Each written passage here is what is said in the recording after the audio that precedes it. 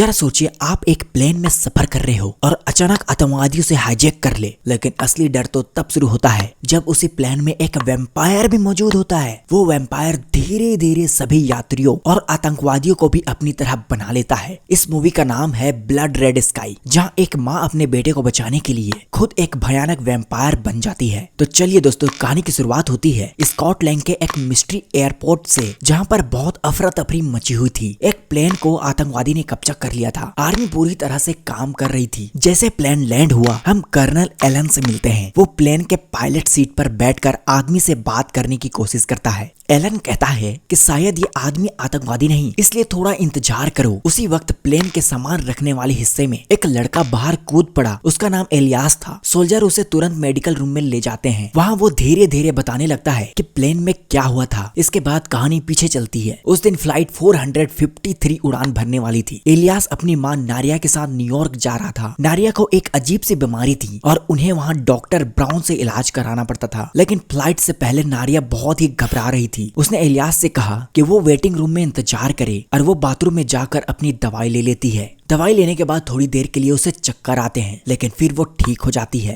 इस बीच इलियास एक साइंटिस्ट फरीद से मिलता है, जो न्यूयॉर्क में एक कॉन्फ्रेंस में जा रहा था। फ्लाइट सामान्य तरीके से शुरू होती है, लेकिन फिर अचानक एक पैसेंजर और फ्लाइट कर्मचारी के बीच बहस हो जाती है। तभी दो एजेंट बीच आते हैं, लेकिन तभी फ्लाइट कर्मचारी, जिसका नाम है बोल्टो, उसने एक एजेंट को मार देता है। असल में वो एक आतंकवादी था। एक और आतंकवादी जिसका नाम बर्ग था और जो उसका लीड कर रहा था, उसने पायलट को गोली मार दी थी। और को पायलट बास्टियन, जो उसका साथी था, उसको बोला ट्रेनिंग सिस्टम बंद कर दे ताकि प्लेन को कोई भी ढूंढ ना सके। आतंकवादी के ग्रुप में और भी लोग थे। जूरीज, कर्टिस और कार्ल शामिल थे। वो सब मिलकर प्लेन पर कब्जा कर लेते हैं और यात्रियों को पीछे जाने के लिए कहते हैं। डर के मारे सब पीछे चले जाते हैं। इलियास को प्लेन का एक नक्शा मिल जाता है और वो उसमें छुपने की जगह ढूंढता है। तभी वो देखता है कि उसके माँ नारिया भी पीछे आ रही थी, लेकिन तभी बोल्टो ने उसे देख लेता है और उस पर बंदूक तान देता है। आखिर में बोल्टो ने नारिया को 3 गोलियां मार देता है। जब इलियास ने अपनी माँ को गिरते हुए देखा तो वो छिपने का इरादा छोड़ देता है और आतंकवादी उसे पकड़कर सीट पर ले जाते हैं। कुछ देर बाद बर्ग 3 यात्रियों को प्लेन के आगे वाले कमरे में ले जाते हैं, जिनमें फरीद भी शामिल था। उसने उन तीनों को अरबी भाषा में लिखी हुई एक चिट्ठी पढ़ने के लिए कहा। इसके बाद बर्ग उनकी बातों को वीडियो रिकॉर्डिंग करता है, जिससे ऐसा लगे कि किसी अरबी आतंकवादी ने प्लेन को हाईजैक किया है। इसके बाद कहानी नादिया की यादों में चली जाती है। नादिया इलियास और अपने पति के साथ पिकनिक मना रही थी। पिकनिक से लौटते समय उसकी कार रास्ते में खराब हो जाती है। वो जगह सुनसान थी और गांव से बहुत दूर थी, इसलिए उसका पति मदद लेने अकेले चला जाता है। कई घंटों बीत जाने के बाद जब वो वापस नहीं आए तो नारिया घबरा गई। वो इलियास को गोद में लेकर उसे ढूंढने निकल पड़ी। रास्ते में उसे कुछ पैरों के निशान देखे, जो एक पुराने घर की तरफ जा रहा था। वो निशानों की पीछा करती हुई उस घर तक पहुंच जाती है। घर के अंदर जाने पर नारिया को खून के धब्बे दिखाई देते हैं। वो कमरे की तरफ जा रहे थे। वो उन्हें देखते हुए आगे बढ़ रही थी। तभी अचानक एक अजनबी आदमी उसके पीछे आ गया। नादिया घबरा गई और जल्दी से दरवाजा बंद कर दिया। थोड़ी देर बाद नारिया को अपने पति की खून से लथपथ लाश मिली। तभी वही अजनबी खिड़की के अंदर आने की कोशिश कर रहा था। नारिया ने डंडे से उस पर हमला कर दिया, लेकिन उसी दौरान वो आदमी नारिया के हाथ को काट लेता है। फिर सूरज निकलते ही वो अजनबी मर जाता है। तभी पता चलता है कि वो आदमी एक वैम्पायर था। उसके काटने से नारिया भी वैम्पायर बन गई थी। पति की मौत के बाद नारिया की जिंदगी बदल गई। अब उसे अकेले इलियास की देखभाल करनी होगी और धूप से भी बचकर रहना पड़ेगा। वो इंसानों की खून नहीं पीती थी, सिर्फ जानवरों का खून पीकर जिंदा रहती थी। बाद में वो उसी पुराने घर पर वापस आ गई और वहाँ उसे किताब मिली, जिसे वैम्पायर के बारे में जानकारी लिखी हुई थी।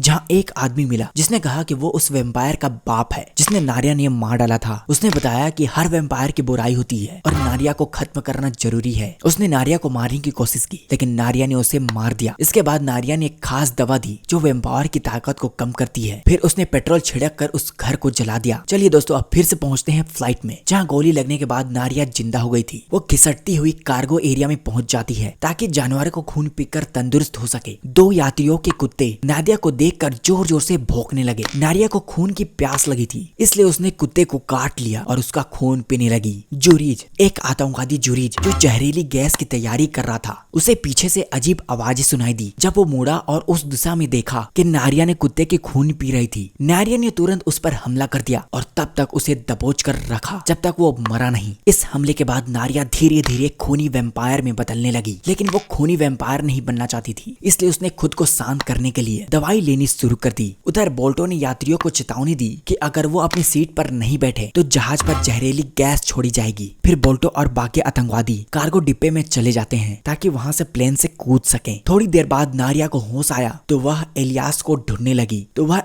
ढूंढने के लिए पैसेंजर डिब्बे में गई और उसे ढूंढकर प्लेन के ड्राइवर वाले कमरे में, जिसे कॉकपिट कहा जाता है, वहां पर ले आई। नारिया के पास एक प्लान था जिसे प्लेन को न्यूयॉर्क वापस ले जाया जा सके। हालांकि प्लेन पहले हाईजैक होकर लंदन की ओर मोड़ा गया था, लेकिन ऑटो पायलट अब भी चालू था। नारिया पैसेंजर एरिया में गई और पूछा कि क्या कोई प्लेन उड़ाना जानता है। तभी एक स्टूडेंट ने कहा उसने फ्लाइट सिमुलेटर गेम खेलता है और वो कोशिश कर सकता है। नारिया उसे और फरीद को, जो मदद करना चाहता था, अपने साथ कॉकपिट में ले गया। फरीद ने यात्रियों को बताया कि आतंकवादी प्लेन में लंदन की एक इमारत से टकराने की योजना बना रहे हैं। ये सुनकर यात्रियों में डर फैल गया। नारिया और उसके साथी कैमरा से आतंकवादियों पर नजर रख रहे थे। स्टूडेंट ने जल्दी से प्लेन को न्यूयॉर्क दिशा में मोड़ दिया। इधर आतंकवादियों को जूरिच की लाश मिल जाती है। बोल्टो को शक हुआ कि नारिया ने उसे मार डाला है, क्योंकि उसके नारिया की लाश नहीं मिल रही थी। वे तुरंत कॉकपिट पहुंचते हैं और नारिया पर दबाव बनाने लगते हैं कि दरवाजा खोल। बर्ग ने यात्रियों को मार डाला और जब उसने एक बच्चे को मारने की धमकी दी तो नारिया को बहुत ही गुस्सा आ गया और उसने तुरंत दरवाजा खोलकर बर्ग पर हमला कर दिया, जिससे बर्ग की जान चली गई। दूसरी ओर बोल्टो ने नारिया का बैग चेक किया और उसमें से उसे एक नोटबुक मिला। वो पढ़कर उसे शक हो गया कि नारिया शायद एक वैम्पायर है। फिर उसने एक यूवी टॉर्च और नुकीली लकड़ी की छड़ी हथियार के तौर पर तैयार कर ली। ये सब होने के बाद आतंकवादी सीधे कॉकपिट की तरफ बढ़े ताकि नारिया को खत्म कर सके। तभी बोल्टो ने नारिया को देखा और उसका सामना करने की कोशिश की और उसे पकड़ लिया। फिर उसने एक सिरिंज से उसका खून निकाल दिया और उसे मारने के लिए एक डंडा उठाया। उसी वक्त एलियास एक बंदूक लेकर दौड़ता हुआ आया और बोल्टो पर निशाना साध दिया, लेकिन गोली गलती से प्लेन की खिड़की पर जा लगी। इससे प्लेन के अंदर की हवा का दबाव कम होने लगा। इसी दौरान एक यात्री की ट्रॉली टकरा गई, जिससे उसके पेट पर चोट आई। बोल्टो ने नारिया को छोड़ दिया और वहां से भाग गया। नारिया ने एलियास से कहा कि वह फरीद के साथ रहे और वो खुद बोल्टो के पीछे गई। वहां उसने देखा कि बोल्टो एक कार के अंदर छुपा था। नारिया ने कार का शीशा तोड़ने की कोशिश की, लेकिन शीशा नहीं टूटा। फिर उसने एक लोहे की रॉड उठाई और शीशे को मारने लगी। तभी बोल्टो ने रॉड छीनी और नारिया का खून खुद पर इंजेक्ट कर दिया। धीरे धीरे वो भी एक वैम्पायर में बदल गया। नारिया ने समझ लिया कि बोल्टो खतरनाक बनता जा रहा है। उसने कार में शराब डाली और उसे आग लगा दिया, लेकिन उसके साथी ने धुआं देखकर आग बुझाने की कोशिश की। तभी बाकी आतंकवादी भी वहां पहुंचे और देखा कि नारिया भागने की कोशिश कर रही थी। उन्होंने नारिया पर गोली चला दी जो उसके पैर पर लगी, लेकिन फिर वो किसी तरह भागने में कामयाब रही। फिर आतंकवादियों ने देखा कि बोल्टो अब भी कार के अंदर था और वो अजीब तरह हिल रहा था। जब एक आतंकवादी उसकी मदद की तब बोल्टो ने उसे काट लिया और मार डाला। बाकी यात्री अब नारिया को ही दोष देने लगे और उसे पकड़ने की कोशिश की, लेकिन एलियास और फरीद के बीच आकर उन्हें रोका। नारिया ने देखा कि बोल्टो पूरी तरह वैम्पायर बन चुका है, इसलिए उसने सब दरवाजे बंद कर दिए ताकि वो कॉकपिट में ना पहुंच सके। सभी यात्री मिलकर दरवाजा रोकने लगे। फरीद भी मदद करने लगा, लेकिन बोल्टो ने उसका हाथ काट लिया और फिर एक यात्री आया और उसने बोल्टो को गोली मार दी। नारिया ने तुरंत फरीद का हाथ काट लिया ताकि वायरस फैल ना सके। इसके बाद नारिया फरीद और एलियास बेस्टियन को कॉकपिट में ले गए। बेस्टियन ने बताया कि अब प्लेन में फ्यूल नहीं बचा और वो न्यूयॉर्क नहीं पहुंच सकते, इसलिए उन्हें पास के किसी एयरपोर्ट में उतारना होगा। थोड़ी देर बाद बेस्टियन को स्कॉटलैंड की मिलिट्री से एक मैसेज मिला, जिसमें उसने बताया कि प्लेन हाईजैक हो चुका है और आतंकवादी कार्गो डिब्बे में बंद है। एक यात्री जो पहले घायल हो गया था, उसका इलाज डॉक्टर कर रही थी। डॉक्टर ने बताया कि उसकी किडनी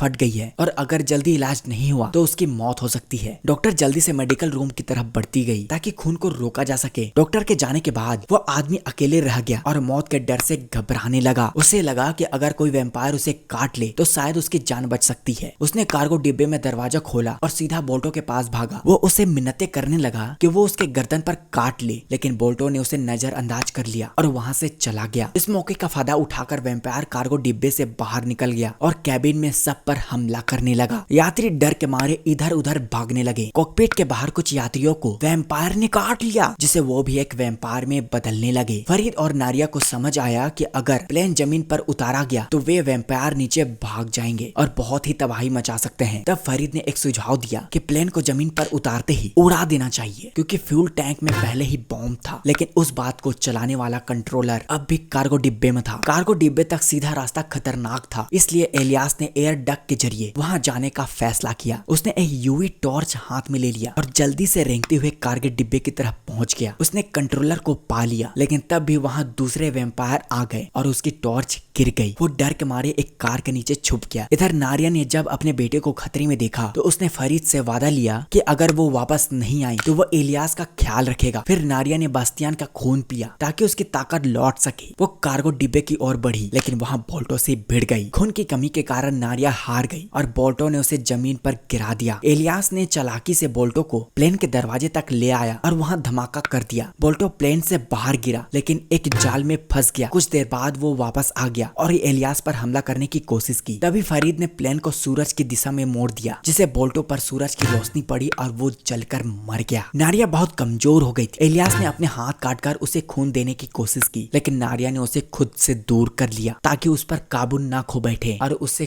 काट ना ले। इस बीच सीन वापस एलियास पर आ जाता है, जो अब भी मेडिकल रूम में था। वहाँ ऑफिसर उससे सवाल कर रहा था। एलियास ने बताया कि प्लेन में सब वैम्पायर बन चुके थे और फरीद को जल्द से प्लेन से बाहर निकलना चाहिए, लेकिन वहाँ मौजूद कोई भी ऑफिसर, यहाँ तक कि कर्नल एलन भी उसके बात पर यकीन नहीं कर सकते थे। उसकी बात सुनने के बजाय उन्होंने उसे बेहोश करने का इंजेक्शन दे दिया। जैसे ही रात हुई, कर्नल एलन ने सोल्जर्स को आदेश दिया कि वे फरीद को पकड़े और बाकी लोग प्लेन में घुसकर बचे हुए लोगों को बचाए। लेकिन जैसे ही सोल्जर प्लेन के अंदर गए, उन पर वैम्पायर ने हमला कर दिया। उधर एलियास, जो एम्बुलेंस में हॉस्पिटल जा रहा था, अचानक जाग गया। वो तुरंत एम्बुलेंस में कूदकर प्लेन की तरफ भागा। उसी वक्त फरीद को सेना ने खोज लिया था। फरीद ने एलियास को प्लेन की तरफ भागते देखा और उसे आवाज दी, लेकिन एलियास ने नहीं सुना। उस बीच प्लेन में वैम्पायर बाहर निकलने लगे थे। एलियास वहां गया और देखा कि उसने एक सोल्जर का खून पी रहा था। उसने अपनी माँ को आवाज दी, लेकिन जब उसे समझ आया कि अब उसकी माँ वैसी नहीं रही जैसे पहले थी, तो उसने एक बहुत ही बड़ा फैसला लिया। उसने प्लेन को उड़ा दिया। इस धमाके के बाद कर्नल एलन को समझ आया कि फरीद बेगुनाह है। उन्होंने उसे छोड़ दिया और फरीद फिर एलियास से मिल गया। तो दोस्तों, इसी के साथ इस मूवी का अंत होता है। तो दोस्तों, आपको मूवी अच्छी लगी तो लाइक एंड सब्सक्राइब जरूर कीजिए। फिर मिलते हैं नेक्स्ट वीडियो में।